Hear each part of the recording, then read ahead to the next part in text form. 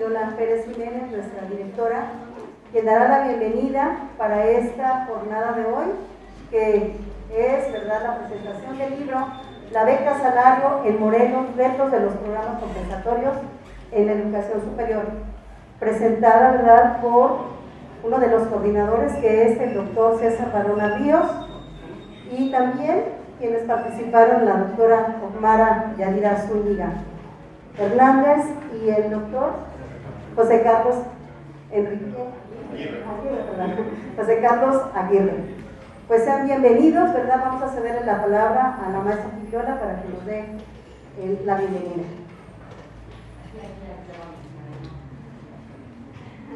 Buenas tardes, me voy a quitar el cubrebocas tantito, Pues la verdad es que estamos muy contentos de presentar por fin un libro de nuestros investigadores aquí en el ICE, es la beca salario en Morelos. Este trabajo de investigación pues estuvo coordinado por nuestros investigadores, el doctor Aguirre, el doctor Barona, la doctora Zúñiga, por el cariño.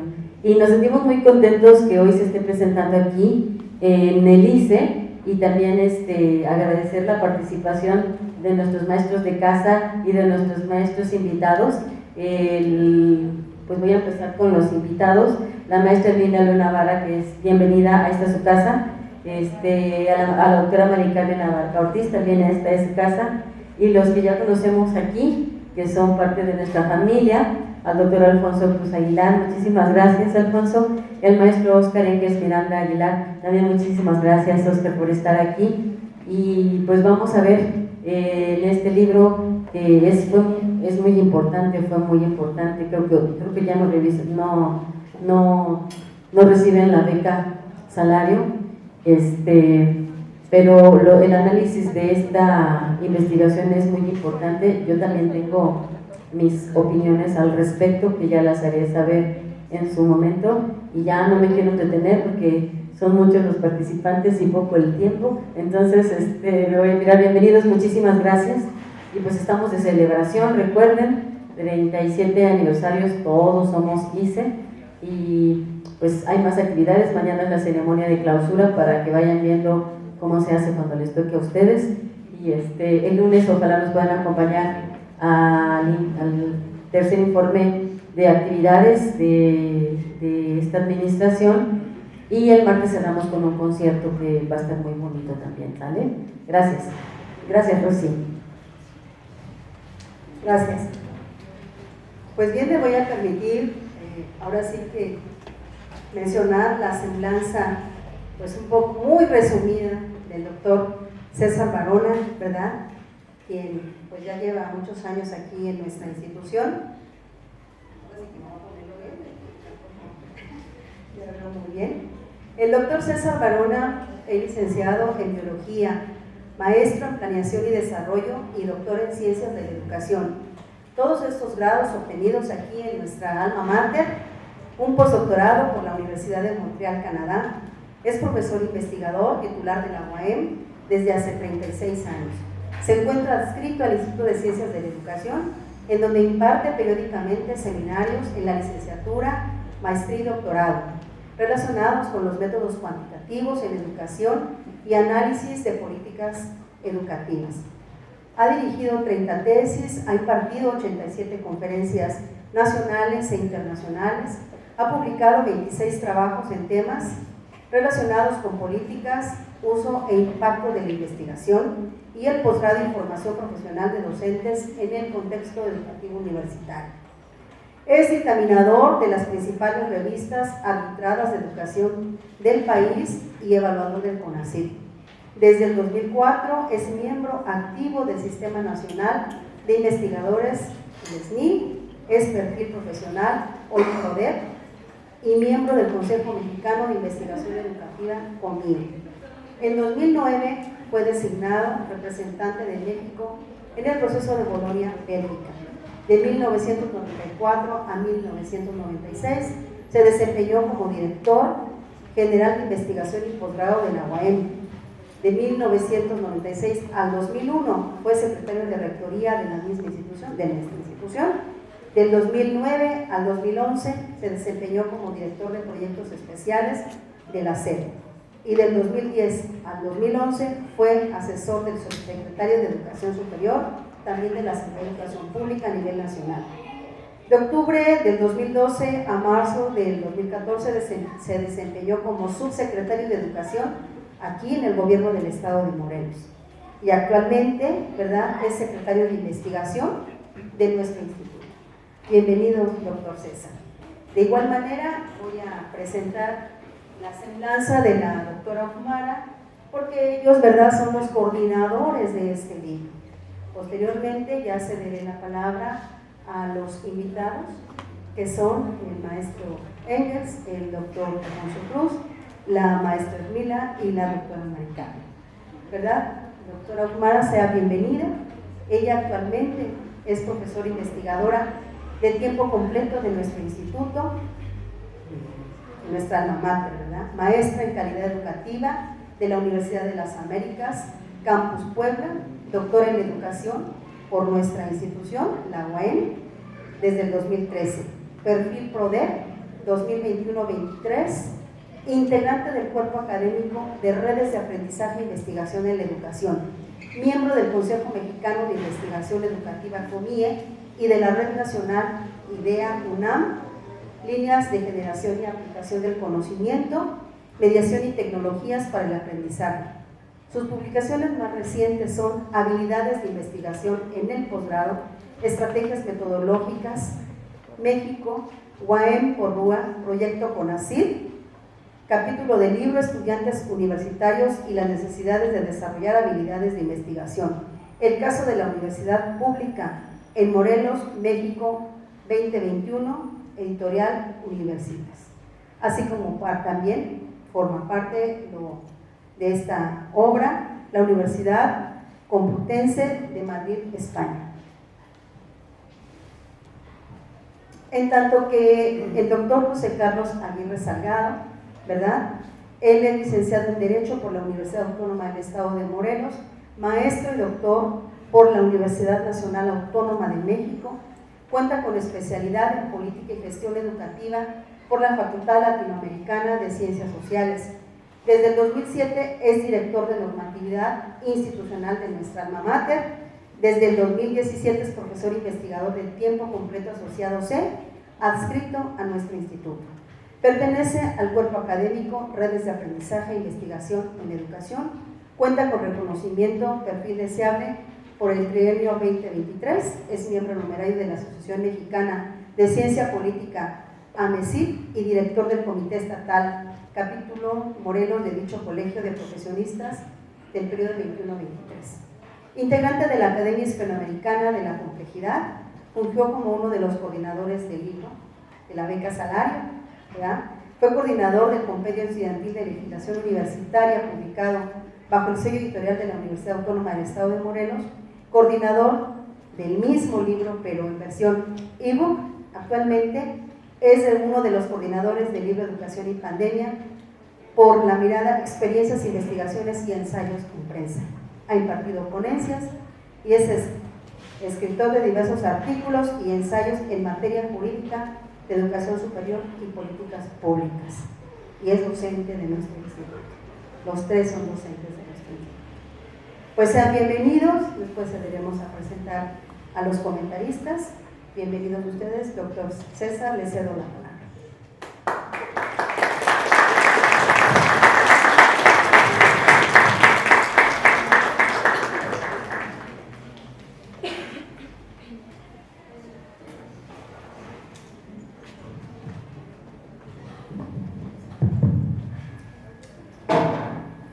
Muchas gracias, Pancho Roselio, por la presentación. Pues es un momento muy especial presentar una obra que podríamos llamarle, tenía un curso, se iba a presentar en diversos foros en 2019 y llegó la pandemia. Entonces, por eso pues se va a observar este desfase de la obra entre 2019 y lo que está ocurriendo en este momento. Yo creo que en muchos aspectos pues la pandemia sí fue disruptiva, pensábamos en muchas cosas, menos en lo que estaba ocurriendo en lo cotidiano, menos en los programas también pues que se impulsan a nivel gubernamental. Lo que sí es necesario comentar es el motivo, ¿no?, de la elaboración de un texto sobre un programa que pues ya se comentó aquí, ya no es vigente, pero eso no significa que el entramado institucional o el entramado de sustento es el que no esté vigente. De hecho, debo comentar que en paralelo al diseño y confección del programa se aprobó una ley, se llama Ley de la Beca Salario, válida para la entidad. El que las autoridades en turno no le den continuidad, en realidad no es un problema que tenga que ver con el programa, es un problema de falta de visión, yo lo vería así, pues porque se gobierna, no con recursos particulares, se gobierna al final con recursos de la ciudadanía. Y en gran medida el diseño e implementación de este programa que dio origen al libro, pues ese fue su principal motivo. Por una parte, que la dispersión de las becas no se hiciera como se venía realizando, o sea, los antecedentes del programa Beca Salario en realidad pues son pues por lo menos unos 12 años atrás, pero era un programa destinado a trabajadores. De hecho, era una propuesta que hizo en su momento el senador o el diputado David Branat, con esta idea marxista de que pues, si alguien trabajaba y no tenía los medios para estudiar, se le diera una beca. ¿Por qué? Pues porque al final de cuentas, en el capital se habla del trabajo. Esa es más o menos la visión que se tenía de por qué ponerle becas a la entonces ese programa ya existía, pero cuando se revisan sus antecedentes, pues resulta que los beneficiarios no se podían determinar, no se sabía a quiénes se les daba, a quiénes no. En gran medida, esa etapa del programa se parece a lo que ocurre hoy con Jóvenes Sembrando el Futuro y con una buena parte de programas de gobierno, del gobierno actual, que no sabemos qué es lo que está ocurriendo. O sea, cuando queremos saber si hay beneficiarios, pues les tenemos que preguntar a mano alzada a ver quién recibe una beca, que puede ser que un mes lo hayan recibido y 6 meses no. A lo mejor ya están endeudados con la tarjeta, ¿no? Entonces, estos aspectos son los que nos llevaron cuando se entra al gobierno de Graco Ramírez, pues a convencerlo de que se retomara esta idea del programa Beca Salario, porque era una idea de izquierda. Pues, finalmente la izquierda aboga por el trabajo, y un servidor con un equipo pues, de colaboradores, entre ellos estuvo la doctora Omar, el doctor José Carlos todavía no, porque tenía sus responsabilidades acá en la universidad. Lo que le propuse es que se hiciera una implementación, un ciclo de implementación de política. Y él me dijo, ¿y eso como que a qué, güey? Bueno, que no se te vaya a ocurrir agarrar las tarjetas de la beca salario y aventarlas a todos los estudiantes del IELA, porque es lo que quería hacer. Pues a donde vaya yo les aviento las tarjetas y el que la agarró y el que no, pues luego le damos. Le dije, no, eso es un muy mal principio de implementación. ¿Por qué razón? Digo, porque lo que va a ocurrir es que va a haber un efecto contraproducente. Se va a ver bien en las fotos, pero los programas, para que tengan continuidad, lo que debe haber es, pues primero tener un buen censo de la población a la cual va a destinar.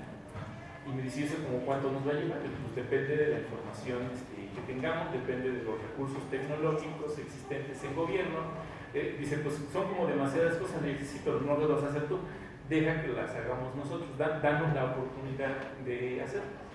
Entonces él pues no le quedó de otra, porque dijo, bueno, pues al final tú vas a ser el responsable de llevar a cabo esto, yo lo que quiero es que se den lo más pronto posible.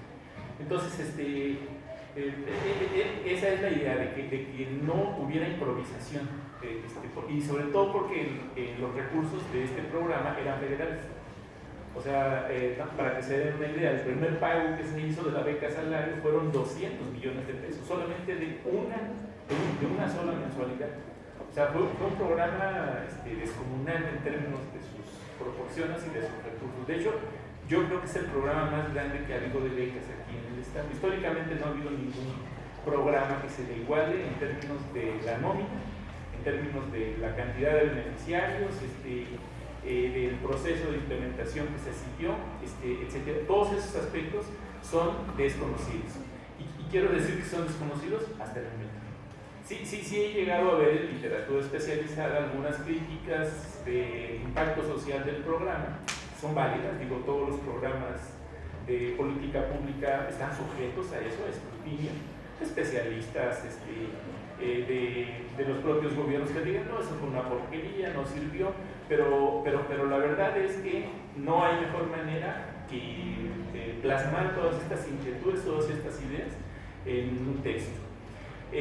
Ya por último, porque no me quiero extender demasiado, para que el doctor Aguirre y la doctora Mara, que también participaron tanto en la coordinación como en el cuidado de la edición, nos platiquen qué siguió después. El doctor Aguirre me contactó, todavía iba saliendo de la subsecretaría, precisamente salí por el programa Beca Salario, pero no con los pies por delante, como dicen por ahí. No, lo que no me gustó es que me pidieron el padrón de beneficiarios para fines de proselitismo político. Les dije, bueno, yo creo que hasta aquí llegué porque ese trabajo no me corresponde a mí. O sea, yo desde un principio manifesté que la información, al captarla de los beneficiarios, solo se podía manejar para fines del propio programa, y si tiene un uso externo, tiene responsabilidades, quien lo haga bailar al bote, y la verdad es que yo no quiero andar tras las piedras, ¿no?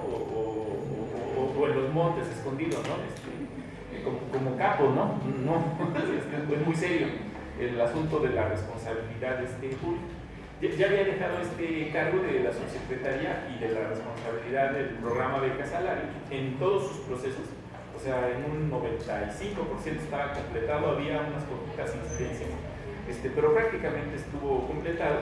Y el doctor Aguirre me dijo, oye, quisiera ver la posibilidad de tener información sobre la beca, no sé si tengas algo. Y pues tengo algo de información, porque yo diseñé la encuesta, o sea, todo el proceso. Tengo las bases de datos y además los permisos para utilizarlas.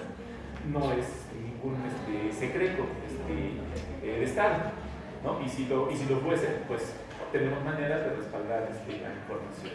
Nos dijo, estupendo. ¿Y qué te parece si hacemos un libro? Entonces le dije a la doctora Mara, oye, hay que hacer un libro, pero la verdad es que yo ya llevaba como 5 y estaba muy agotado porque los hice en colaboración con un equipo de investigadores de Montreal, y las estaba corrigiendo, la verdad, vestido hasta el trasero. Pues yo soy traductor, yo puedo escribir un capítulo, pero no estar cuidando todas las ediciones, estaba muy agotado. Entonces el trabajo de cuidado de la edición corrió a cargo de la doctora Omar, ¿no? Ella ya les platicará en su momento pues cuál es el proceso que siguió. La fotografía, por ejemplo, del texto que se les va a compartir, estamos viendo aquí con el doctor Aguirre la versión electrónica, para que se pueda tener acceso, creo que ya es de acceso abierto. Esta fotografía es del Colegio de Bachilleres, y en la fotografía aparecen algunos estudiantes que fueron beneficiarios. Se pidió el permiso hasta para la fotografía, el ángulo en el que iban a estar para que no se fuera a violar algún derecho, pero se seleccionó a estos estudiantes porque donde más pegó y donde mayor beneficio, ahí pueden ver una de las versiones. Esta es, creo que la contraportada.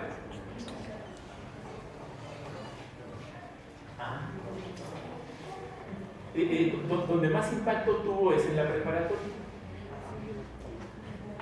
Eso no quiere decir que no haya tenido impacto en secundaria ni en educación superior.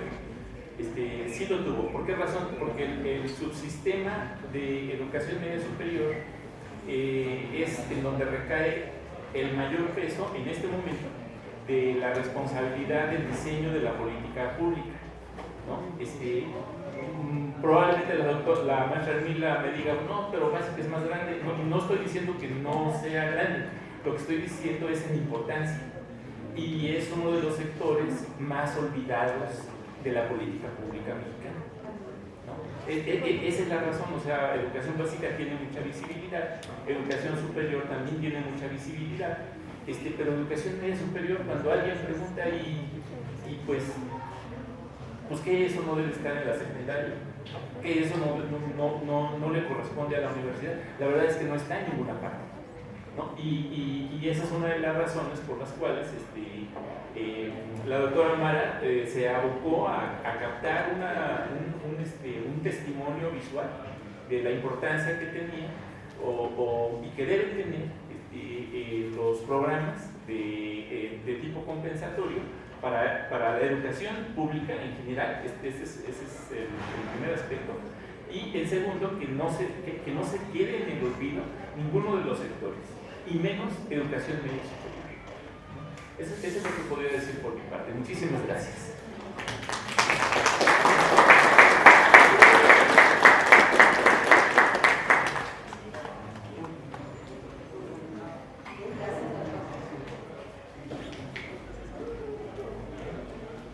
Muchas gracias, doctor. Vamos a ceder la palabra a alguno de los comentaristas, ¿verdad? Para luego volver a continuar con la doctora. Vamos a darle la palabra a alguien que quiera hacer algún comentario acerca de lo que el doctor César expuso. No hay problema. A mí me gustaría participar cuando participe el doctor Libre, porque me interesan mucho los capítulos que él coordinó, supongo que es el número de cosas. Pero no hay problema. Doctor Alfonso. Sí, ahí se oye. Sin duda, muy buenas tardes a todos y gracias a la maestra Guildiola y a la maestra Rosy que nos invitan a participar en un evento pues en el que quienes tenemos ya muchos años aquí en el ICE como estudiantes y como profesores, pues nos da mucho gusto poder colaborar en la gestión y en la puesta en marcha de una obra que representa sin lugar a duda un esfuerzo colaborativo y de energía y de talento académico para poder hoy presentar aquí. Sin duda que nos platiquen pues este ADN del libro, de cómo surge, cuáles son las fuerzas que están detrás de estos 8 capítulos que está compuesto el libro. Nos sigue, yo traigo aquí una serie de comentarios, pero sobre todo al pie de página de lo que menciona el doctor Barona. El libro, a pesar de que nos ha contado, tuvo que haber circulado ya desde el 2019, atiende una problemática. Aquí tengo entre mis notas, y se los comento a varios de mis estudiantes todo el tiempo. La problemática aquí señalada del libro sigue siendo desafortunadamente un fenómeno transeccional. El gobierno actual, en el documento generado por la SEP llamado Principales Cifras 2021-2022, muestra un dato realmente alarmante y espero que ustedes me logren entender de manera discursiva.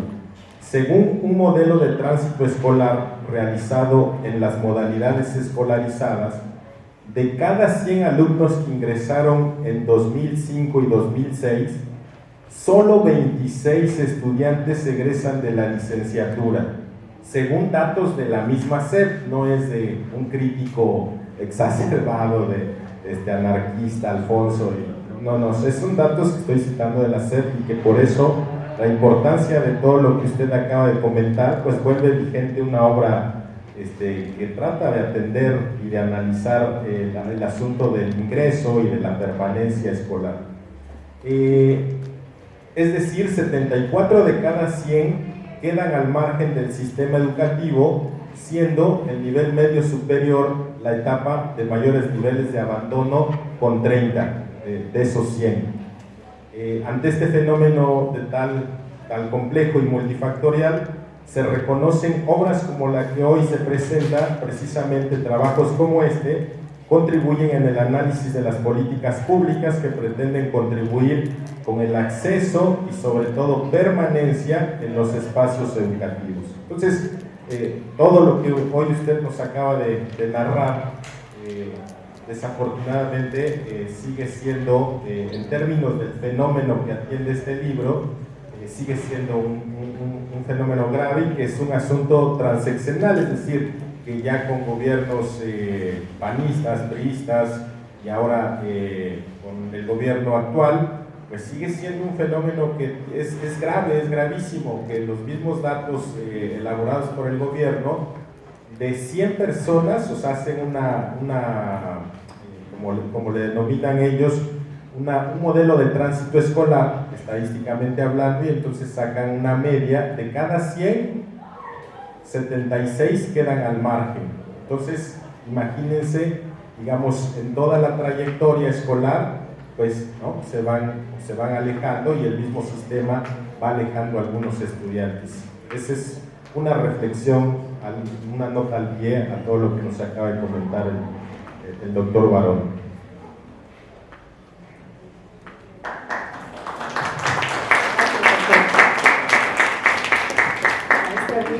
Doctora, ¿puedo comentar al respecto?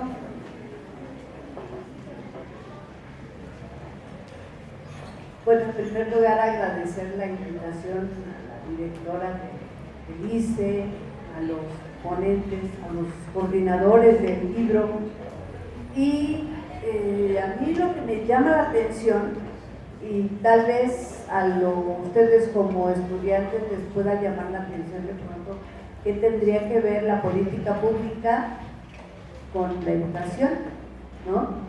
Y a muchos, yo creo que en ese tiempo nos llamó la atención que hacía César Barona en ese mundo de la política, ¿no?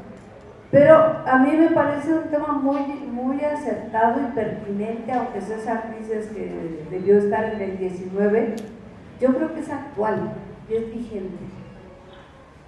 ¿Por qué? Porque pocas veces vemos una compilación de trabajo sobre este tema. Y a mí me llamó la atención desde el título que le ponen, programas compensatorios, ¿no? Mi historia tiene que ver con educación especial y siempre lo compensatorio, ahí está lo compensatorio. Pero creo que lo definen muy bien el trabajo desde que ponen, no urgía aumentar el ingreso económico, no urgía ver cómo se incrementaba el aprendizaje de los chicos, sino el punto estaba marcado en detener la deserción, ¿no? Y ese es un punto que yo considero muy importante, porque nos vamos a grandes cifras, como lo pone Cruz, y nos asustamos, pero no vemos cuáles son las estrategias de las que se puede valer cualquier institución o cualquier subsistema, en este caso, para buscar las mejores formas y retener a la gente, porque si no los tenemos ahí, ¿a dónde van? ¿No? Y bueno, pudiéramos seguir, pero les dejamos la palabra a los ponentes. Muchas gracias, maestra. Bien, pues vamos a ceder la palabra a la doctora Mar para que de viva voz ella también nos dé su mensaje.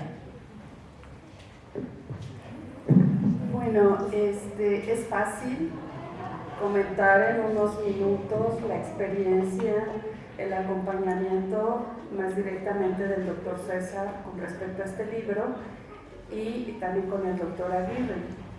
Y recuerdo cuando lo escuchaba el doctor César, vino a mi mente un informe inicial que se hizo del libro y que preocupaba mucho sobre todo al doctor, en el sentido de qué era lo que hacía el estudiante con el recurso de la beca Salario.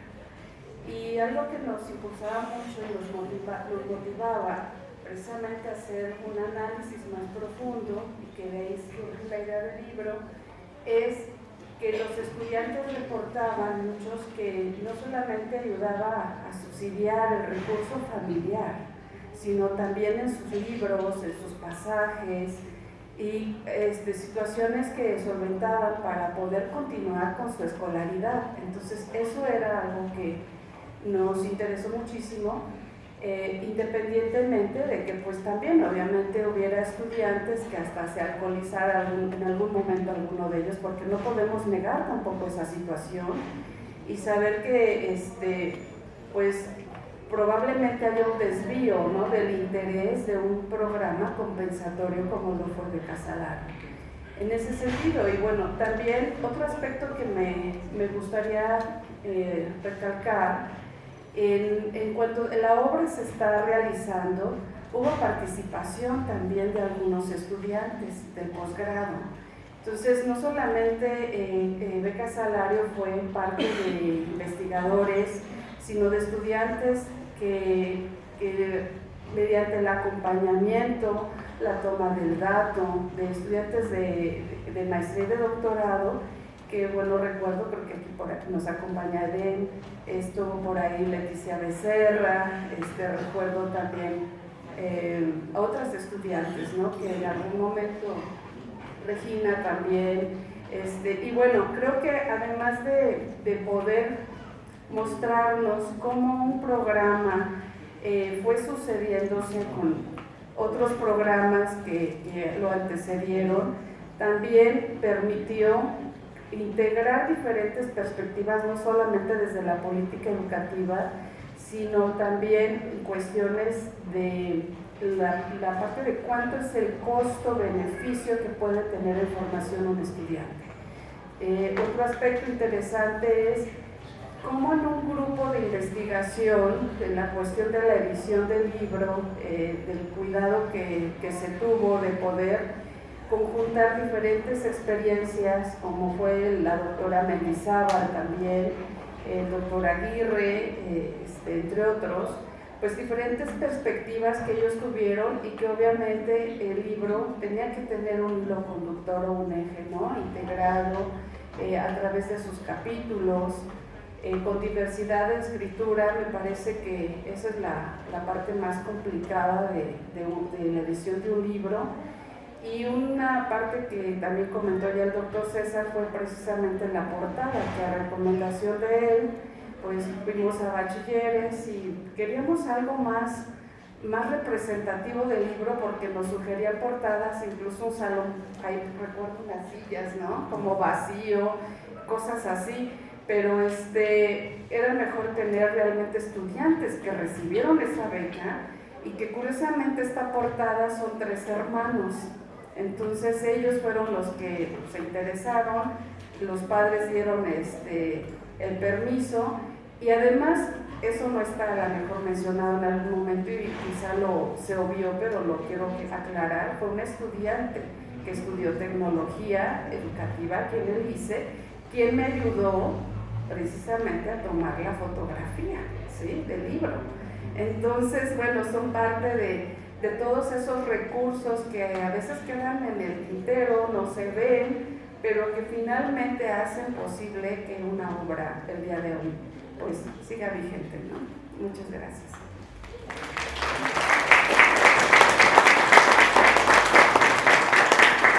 No podemos ver, ¿verdad?, llegar a la culminación de una investigación, porque es un trabajo de investigación, lleva mucho tiempo, mucha dedicación, recursos, ¿no?, tocar puertas, etc.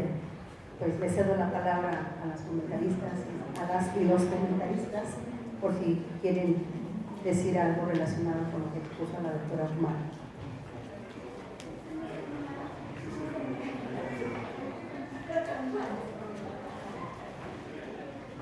Se animan yo. Es que a mí me parece que tocan, cuando se refieren a los estudiantes que participan también en las becas, ¿cuántos de los que estamos aquí no hemos obtenido una beca? ¿Sí? Tal vez lo obtuvimos, pero nadie nos pregunta después oye, ¿qué pasó? ¿Qué significó para ti? Algunos tal vez significa que nos desvelemos y que trabajemos muchísimo. Otro tal vez, como decía la doctora Mara, lo usamos para irnos a tomar unas copas, unas cervezas y tal. Entonces, el ejercicio que hacen con Upemor, preguntando, preguntando qué significaba esa beca, yo creo que también es algo interesante para el trabajo, ¿no? Para mí es importante.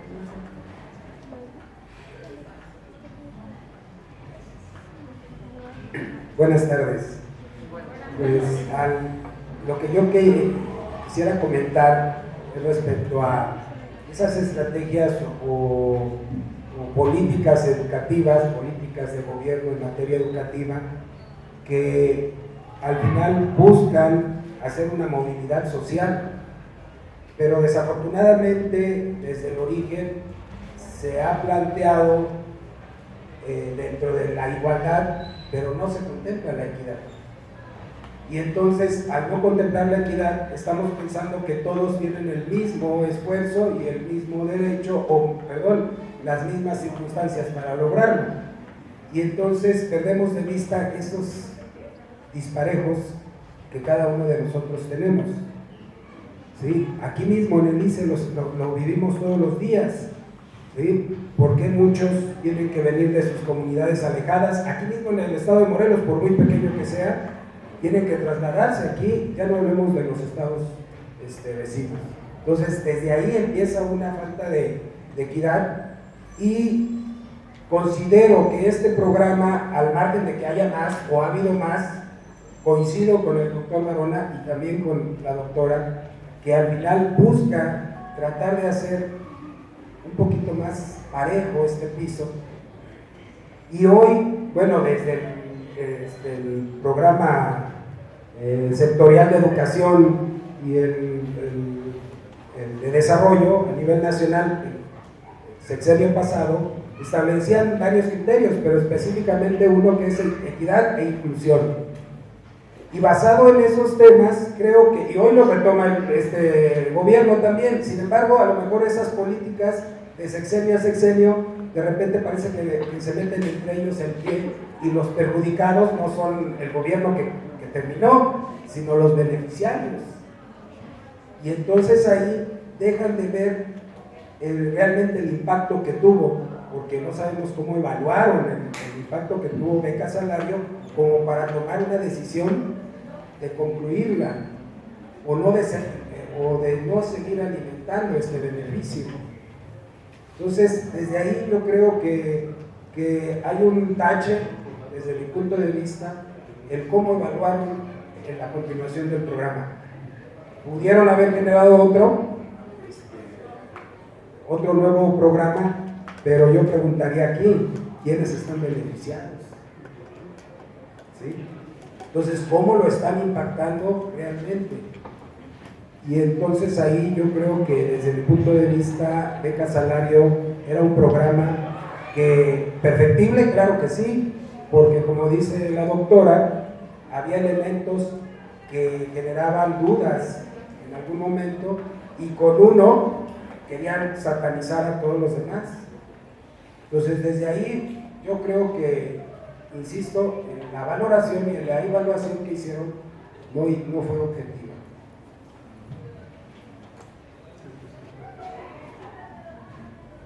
Gracias, maestro. ¿Alguien más? Bueno, vamos a ceder la palabra al doctor José Carlos Aguirre. Gracias, querida maestra. Pues muy buenas tardes a todas y a todos.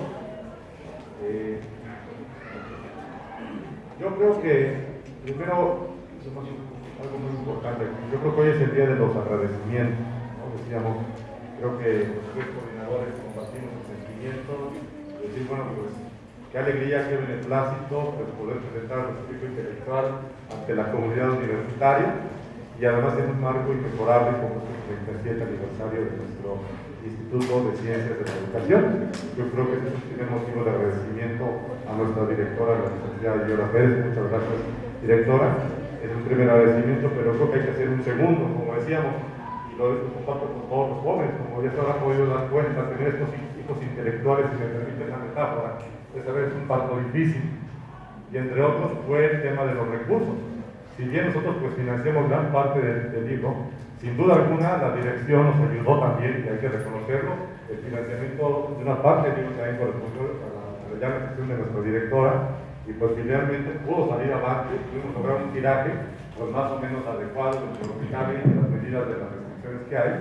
Precisamente ya de hecho pues, esta edición prácticamente está agotada, casi, ¿verdad, doctor?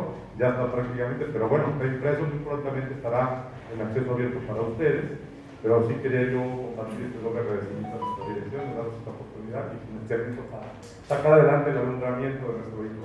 Bueno, dicho lo anterior, yo creo que aquí bien se ha dicho esta parte, ¿no? del programa compensatorio o becas de piso. No, evidentemente beca salario no era una beca de excelencia académica, no estaba destinada a pensar justamente en el tema del rendimiento para premiarse a través de un rendimiento académico, bien lo dicho ya muy bien el doctor Barona. Estuvo pensada efectivamente también pues en razón de esta lógica de una justicia, en este caso universalista, ¿verdad? De hecho beca salario universal, entonces se daba en razón efectivamente por el simple hecho de ellos ser estudiantes de una institución pública de tercero de secundaria, de preparatoria o de universidad hasta el cuarto grado. Ese era el espectro de los beneficiarios de este programa. Tercero de secundaria 300 pesos, en este caso preparatoria 500 pesos, y en el nivel universitario de licenciatura 700 pesos al mes. Eso eran los montos de los dineros que se dieron durante todo el sexenio. Una de las críticas que se hicieron al programa pues, fue que estos montos nunca aumentaron, pese a que la inflación pues, se los fue comiendo también, ¿no? De hecho, todavía en la campaña para justamente electoral para ser gobernador de Morelos en el 2024, estuvo presente en los debates la idea de incrementar estos montos por parte de diversos candidatos, e incluso se llegó a comentar, precisamente hablando de estas desviaciones de los recursos de algunos jóvenes, que por ahí en voto algunos chicos decían que era la beca Chelario, no decían por eso, pero el tema era justamente que podría hacerse una especie de labor de vales de despensa, se llegó a comentar justamente para atender estas desviaciones, que pues a veces pueden llegar a suceder, pero creo que fue lo menos. En realidad creo que a través de los estudios que hicieron tanto la doctora O'Mara como el doctor Barona, pues se demostraba que realmente era una minoría poco significativa, la mayoría sí lo dedicaban para gastos de sus útiles escolares, libros, gastos de transporte. Y también quiero manifestar un segundo agradecimiento a mis dos colegas, y por supuesto los más miembros del cuerpo académico, por haberme.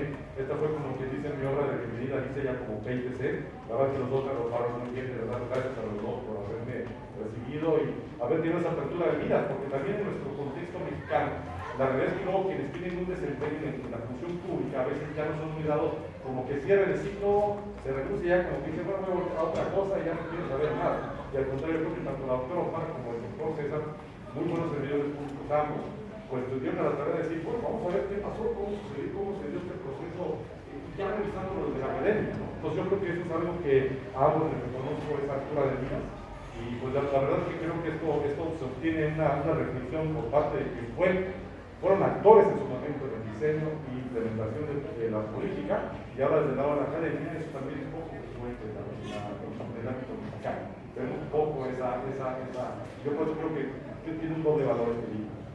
Yo diría que, retomando un poco lo que los amables compañeros ponentes, distinguidos ponentes han dicho, me parece que me gustaría mucho recoger algo de lo que aquí se ha dicho en torno justamente al periodo de vida que tuvo la beca Salario, ¿no? Este periodo, decíamos, se subió a la agenda, se diseñó, se implementó, se evaluó. Si hacemos caso a la clasificación de las, digamos, ya estamos en la terminación, tal vez en este momento en la valoración de sus efectos, ¿no? de este programa de política educativa. Y de algún modo lo que yo veo tiene una diferencia importante, yo anotaba en el libro, lo apuntaba como una preocupación, me voy a citar textualmente en el artículo que a mí me tocó, en el capítulo que a mí me tocó escribir, lo comentaba, dice textualmente que el proceso de cancelación del programa de Salario del Estado de Morelos en la coyuntura transicional en el 2018 fue manejado por el gobernador Daniel de Graco Ramírez como por el gobernador de Francia por unos blancos con un modelo de comunicación en lingüística muy claro, lo que generaría confusión y afectación de los derechos humanos de los beneficiarios. vigentes de dicho programa. Todavía en septiembre de 2018, ya con un mes de retraso en la emisión de la convocatoria del programa Beca Salario para el ciclo escolar 2018-2019, el entonces gobernador de Morelos, Marco Ramírez, aseguraba que en los restantes de su gobierno dicho programa continuaría e incluso llamó a los beneficiarios a defenderlo contra su posible desaparición. Pero bueno, el día 8 de diciembre de 2018, Hugo Eric Flores Cervantes, delegado de Morelos del Poder Ejecutivo Federal, anunció públicamente el final de la beca salario para ser sustituida por el programa Jóvenes Escribiendo el Futuro. Y aquí lo importante es, más allá de los programas, de las coyunturas de cambio de régimen, como creo decía muy bien mi colega, estimado colega el maestro Engels, pues son las personas, ¿no? Finalmente aquí lo que se afectó fueron los derechos humanos a la educación. Vean, finalmente quedaron en el aire 117,000 beneficiarios, personas, estamos hablando de cifras, son personas, ¿no?, que estaban gozando de este beneficio del beca salario en su último año de operación, ¿no?, 2017-2018. Para el 2018-2019 lo grave fue que no recibieron ningún apoyo del gobierno local ni federal. Lo acabaron recibiendo hasta el siguiente ciclo escolar, hasta el 2019-2020. ¿Cómo se refleja? Yo, por supuesto, lo pongo con ciertas comillas, pero revisando una vez más las cifras oficiales, como bien dice mi querido Ricardo, precisamente, doctor Alfonso, justamente las cifras oficiales de la SEP nos señalan que en Morelos, en el último año de operación de la beca salario, en lugar de tirar a media superior, como bien decía mi colega doctor Barón, si la educación está en crisis, la preparatoria es la crisis de la crisis. ¿Ok? Entonces, en preparatoria, el porcentaje a nivel estatal, en abandono escolar, 2017-2018, último año de operación de la beca salario, era 16.2%. Ya tenemos cifras oficiales de lo que pasó en el ciclo 2018-2019, donde pues prácticamente se dejó su suerte a los beneficiarios. Pues, ¿qué creen? Se aumentó en un punto porcentual el valor, 17.2%, porque ya venía como quien hizo una tendencia a la baja de este indicador ante el sexenio de Graco Ramírez. Pero en este año que se les dejó a los jóvenes a su suerte, seguramente podrá haber otras explicaciones, pero creo que una de estas es muy importante, el aumento del indicador. Pues son personas, es gente que abandonó la escuela, gente a la que se afectó su derecho humano a la educación, gente que se le afectó su posibilidad de tener una vida mejor. Entonces, pues dicho esto, y no me gusta mucho a veces las comparaciones, pero a veces son importantes, vamos a compararlo muy rápidamente con el programa Prepa-Sí, que era un programa muy parecido a este, pero únicamente, como el nombre lo indica, bachillerato, que lo manejó la Ciudad de México. En ambos casos, el de Prepa-Sí venía desde la época de Marcelo Ebrard como jefe de gobierno de la Ciudad de México. Pero obviamente cuando entra este sexenio, el actual sexenio, pues viene del gobierno federal, define y dice, no, a partir de ahora se acaban todos esos programas locales y todo va a estar ahora manejado por Jóvenes Escribiendo el Futuro. Esa va a ser la beca que va a suplir a todos estos programas de iniciativa local. En el caso de la Ciudad de México, sí, el financiamiento era 100% local. En el caso de Morelos era 80% federal, 20% estatal. Pero la gran diferencia, ¿cuál es? Obviamente aquí también llegó a su fin, hubo una instrucción de que llegara a su fin también este programa. Pero hay una diferencia muy importante. Si me permiten un poco la expresión de Omar Guerrero, aquí la beca salario llegó a su fin por un efecto de Big Bang o de disparo. Como vimos ahí al coordinador de las becas de desarrollo social, dijo, se acabó la beca salario, punto. Y se acabó, no hay más. Y venga la Escribiendo el Futuro, pero entonces en ese momento se dejó en el aire por 6 o 8 meses a los jóvenes becarios. En cambio, en la Ciudad de México, con el programa Prepa-Sí, no ocurrió de esta manera. Se dejó todavía vivo el programa hasta el primer trimestre de 2019, es decir, en paralelo fue operando paulatinamente y gradualmente con una lógica llamada decremental, ¿verdad? Se manejó de una manera muy diferente a nosotros. Es decir, hubo la oportunidad de dos cosas, de que se diera una transición ordenada, de que los jóvenes, las personas beneficiadas no perdieran los apoyos, es otro elemento, y le llama a Omar Guerrero de un largo periodo, pero porque permite, y eso no es usual en la administración pública, pero creo que nos deja una gran lección, porque finalmente además en los indicadores, en la Ciudad de México, incluso el indicador de abandono escolar disminuyó. Pero hay un tercero que me parece muy importante. y lo pueden ustedes checar en internet actualmente. De hecho, la actual jefa de gobierno de la Ciudad de México incluso dio la instrucción para que se elaborara una evaluación interna del programa Prepasí, y de hecho hasta la fecha allí está justamente el documento, se puede consultar y se hizo un balance de todo, porque estuvo vigente desde el 2008 hasta el 2018, pues de sus avances, de sus claroscuros, ¿no? Sus luces, sus sombras, y allí está el documento. Y bien lo decía el doctor César, finalmente las políticas públicas, los programas de políticas públicas no se crean ni se destruyen, solo se transforman. Ahí quedan pendientes, pero la verdad es que fue muy diferente, porque aquí pues fue realmente de súbito la desaparición del documento y no tenemos realmente un documento de cierre, pero insisto, sobre todo aquí el problema es la dimensión humana, que finalmente sí se afectó, lo insisto, el indicador de abandono escolar, aumentó en un 1%, y lo insisto, estamos hablando de personas, estamos hablando de derechos humanos. Entonces, hay mucho de dónde contar, pero yo reitero mi agradecimiento, y la verdad es que fue una hermosísima oportunidad de haber interactuado de una manera muy interdisciplinaria en este libro. Gracias.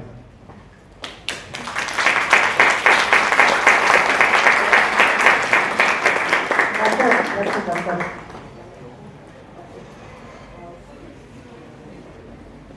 Bien,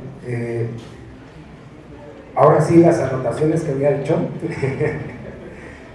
respecto a este análisis, y gracias sobre todo por considerarnos. Creo yo que valdría la pena la lectura de este libro, porque nos arroja muchos datos, mucha información que ya los datos duros ahí están, y lo acaba de comentar el doctor Aguirre, cómo va a impactar, o cómo impactó esto en la realidad, porque allá arriba están viendo una cosa y acá abajo sucede otra. Yo no voy a criticar, o no se criticaría esa parte, porque al final es meternos el pie, pero ellos piensan que es de político a político y no están analizando, y ya lo comenté hace rato. Sin embargo, en el capítulo 1 y capítulo 2 habla un poco del sustento de esta iniciativa que se dio en el sexenio pasado, de cómo fue dándole vida a este proyecto, este sustento desde el punto de vista legal, ¿sí? Y habla específicamente, por ejemplo, del artículo 1 constitucional, donde se establece específicamente la equidad entre la Constitución y los tratados internacionales, y esto nos permite que, basado en los derechos humanos que se han tocado, se sustenta esta iniciativa compensatoria para beneficiar a los alumnos o a los estudiantes. Y entonces, hoy, a lo mejor estoy mal, pero desde mi punto de vista, la ley está vigente. La ley está vigente, solo que está inaplicable o no la están aplicando. ¿Por qué? Porque quien les toca aplicarlas no le están dando el sustento, y como ahí la misma ley dice que dependiendo del presupuesto, y el presupuesto no existe, pero ¿qué quiere decir esto? Que aun cuando no está aplicable, sí está vigente, y todavía hay la posibilidad de que nuevos gobiernos con condiciones y sobre todo visiones diferentes lo podamos retomar. Y yo entiendo en la lectura que no solamente es eso, que nos está dando la oportunidad, basado en estos términos legales, de que la exijamos, de que demandemos su vigencia, o su aplicación más bien, porque la vigencia está, y entonces nos permitiría hacer, claro, el gobierno va a decir, pero aquí está esta nueva política, y aquí está ese sistema compensatorio, sí, pero estamos hablando de la ley en Morelos. Y entonces, al emplazar al gobernador actual o al que venga a cumplir esta ley, también moveríamos esas conciencias. ¿Por qué? Porque tenemos que invitar a que se valore o se evalúe realmente ese programa. Y puede tener, porque hay una realidad y una idealidad. Y la idealidad es que este recurso que recibieran los beneficiarios sería en función específicamente para hacer esas políticas compensatorias en sus estudios. Pero entendemos que la realidad puede ser que muchos no la necesitaban, ¿sí? O sus prioridades eran otras. Pero también lo comentaron, Muchas de las familias metían a sus hijos porque también era una parte del sustento familiar. Bueno o malo, no lo sé, es una situación que tenemos que evaluar. Sí, y pongo el ejemplo que sigue vigente una ley de la erradicación de cuotas escolares en educación básica, sigue vigente, pero ya tiene por lo menos 4 años, 5 años, que no le dan el soporte económico y las escuelas no están recibiendo ese dinero. Pero la ley sigue vigente, pero no le dan el sustento económico, y entonces, pero eso sí, las cuotas, que en términos formales son operaciones voluntarias de los padres, están prohibidas. Y entonces, ¿cómo vamos o se van a resolver esos problemas en los centros educativos? Y estoy hablando en todos, ¿sí? Porque la Ley General de Educación, aun cuando sea nueva a partir del 2019, sigue vigente ese concepto de las cooperaciones o aportaciones voluntarias. Pero eso es lo que yo podría rescatar en estos 2 primeros capítulos, al margen que los siguientes 6 son muy buenos. No se habló, por ejemplo, de la estrategia, se comentó de que era un tema de salario por pago de un trabajo, a lo mejor voluntario social, a partir de estrategias del dengue que se refieren, y que los mismos estudiantes hacían una labor y se generaban varias cosas, pero menciono 2. Esa identidad comunitaria a partir de trabajar con la población, y la segunda, ese compromiso social, que también era un tema que buscaba como resultado en la aplicación de la beca salario que estamos analizando. Pues de mi parte, por lo pronto es todo.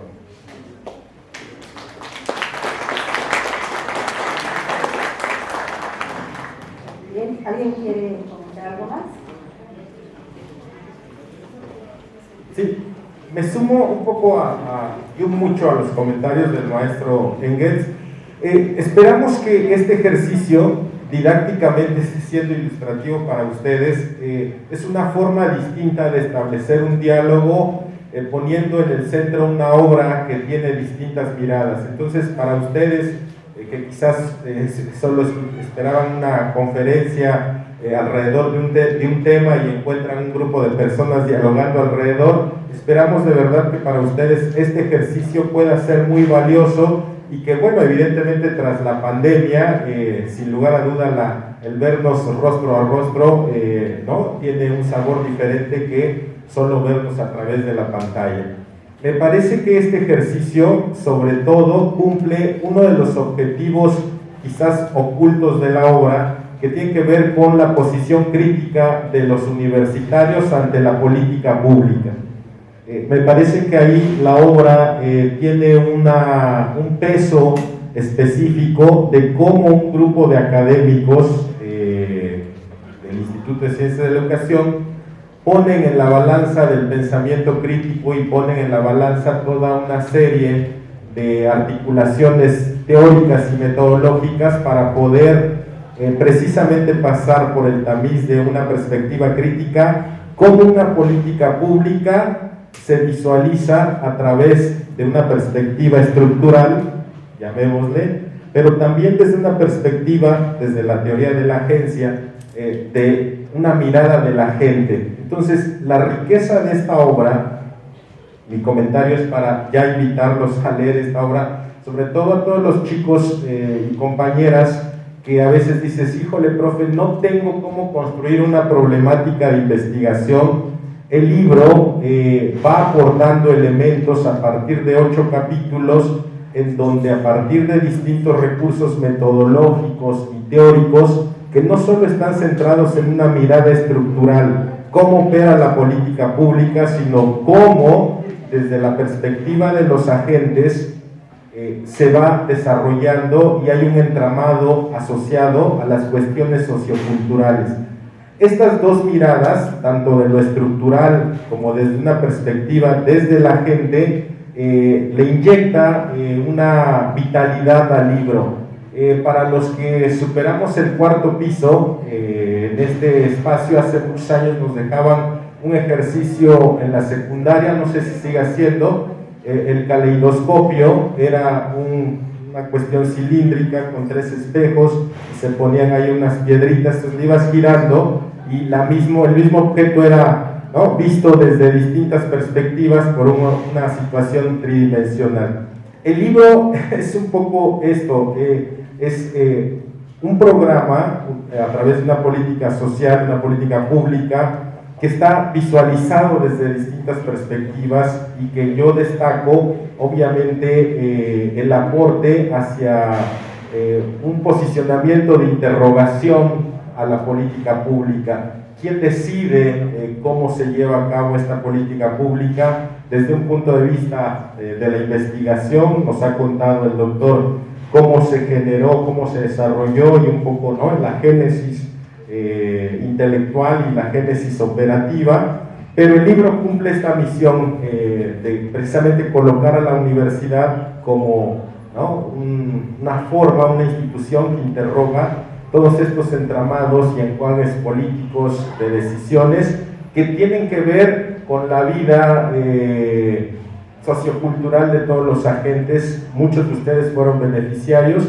y bueno, cada uno de ustedes tendrá su perspectiva. Esta obra de verdad enriquece a aquellos jóvenes que quieren empezar a hacer investigación, les va dando bastantes elementos, vuelvo a insistir, teóricos y metodológicos. Y para la gente que tiene más camino en la investigación, también es una obra que recupera ¿no?, bastantes elementos que fortalecen nuestra perspectiva como investigadores. Muchas gracias y bueno, les cedo el micrófono. Gracias, doctor.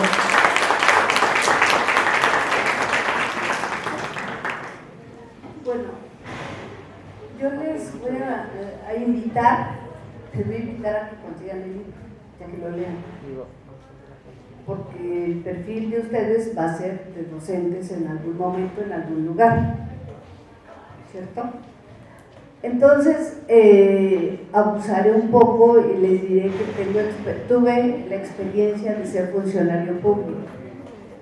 Y el hecho de que este trabajo de beca salario haya surgido, aquí me separo un poco de César, haya surgido de parte de investigadores que participan en la política pública como una propuesta para echar a andar el programa, tiene sus resquemores, porque no está encaminado a la equidad, es de igualdad, 300, 500 y 700. Y Papá Graco se hizo famoso, ¿sí?, porque todos vivían de Papá Graco al fin de mes. Y no olvidamos que cuando estamos como funcionarios públicos no siempre entendemos, y con todo respeto para los que llegamos a ser, en ocasiones no entendemos de qué va. Abandona el proyecto el equipo de César y tal vez yo tenía aquí lo de beca y lo guardo, ¿sí? Me piden porcentajes, ¿cuántos chicos son los que ahora tengo en sexto? ¿Cuántos? 300, manda 300. Y ya no sabes a dónde van.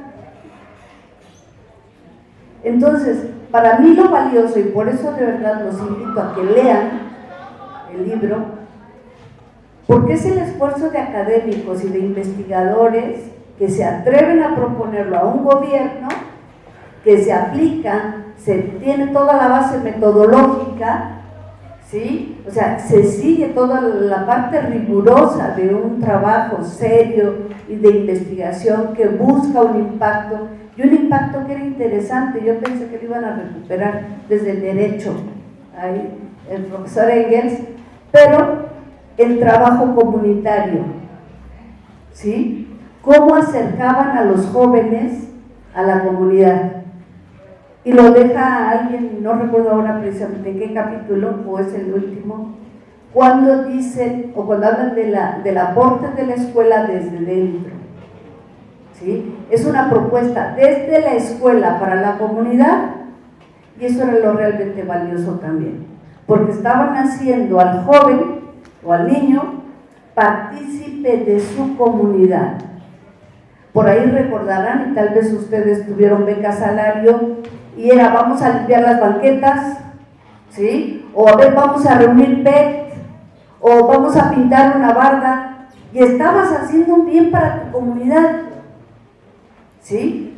Pero se fue perdiendo, se va diluyendo, y entonces solo se convierte en saca para 300, saca para tal, ahora la partida son 300 millones de pesos, 500 millones de pesos,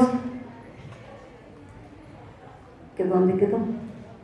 Entonces, es interesante el esfuerzo que hicieron por compilar todas estas experiencias en un texto, ¿sí? Y les decía, el día de mañana ustedes van a ser docentes o van a ser funcionarios o van a ser investigadores, y es importantísimo tener una mirada que a través de la investigación aterrice en las comunidades, o como funcionario público demos un mejor manejo a los recursos que llegan.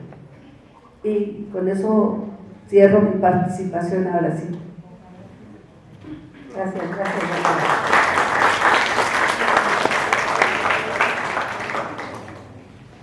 Muy buenas tardes a todos. Bueno, yo quisiera empezar externando una felicitación. Primero a Alice por su aniversario, luego a los coordinadores por emprender esta tarea de justo sistematizar todas estas experiencias. Y me gustaría empezar comentando, y bueno, por supuesto también el agradecimiento por invitar a una servidora a estar aquí el día de hoy.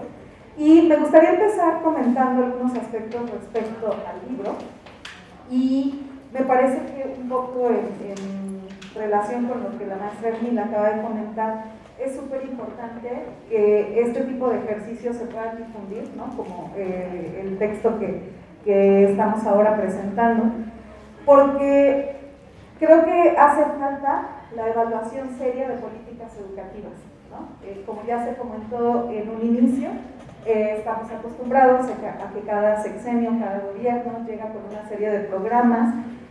La verdad es que a veces solo con fines electoreros, ¿no? de quedar bien, de posicionarse políticamente en la opinión pública y ese tipo de situaciones, pero no siempre sucede que se interesen precisamente en este aspecto de los seres humanos, como bien decía el doctor Aguirre, y del impacto que va a tener un programa de este tipo en la vida de las personas, ¿no?